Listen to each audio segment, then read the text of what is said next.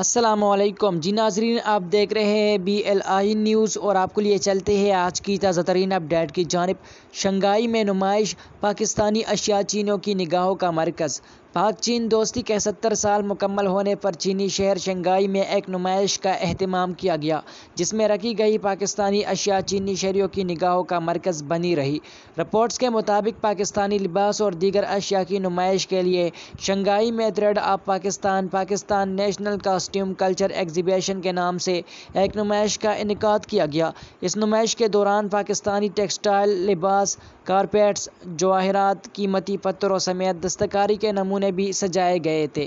متعدد چینی باشندوں نے اس نمائش کا دورہ کیا، جو پاکستانی اشیا کی خوبصورتی و بناوٹ کی تعریف کیے بغیر نہ رہ سکے۔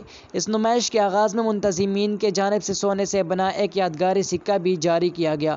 اس نمائش میں شریک ایک نمائش کنندہ عقیل احمد چودھری کا کہنا تھا کہ بطور پاکستانی یہ ہمارے لیے کمال کی بات ہے کہ ہم پاکستانی کی ان خوبصورت چیزوں کی چین جیسے ملک میں فروخت کر رہے ہیں۔ ان کا یہ بھی کہنا تھا کہ ہم نے اس موقع پر جو سونے کی سکے تیار کیے ہیں، ان پر اردو، چینی اور انگریزی زبان میں شراکت داری کے 70 سال تحریر ہے۔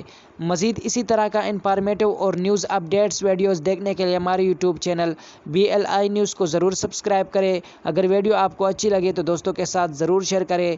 ملتے ہیں کسی نئی ویڈیو میں، تب تک کے لیے اپنے دوست، اپنے بھائی توصیف احمد کو اجازت دیجیے۔ اللہ حافظ۔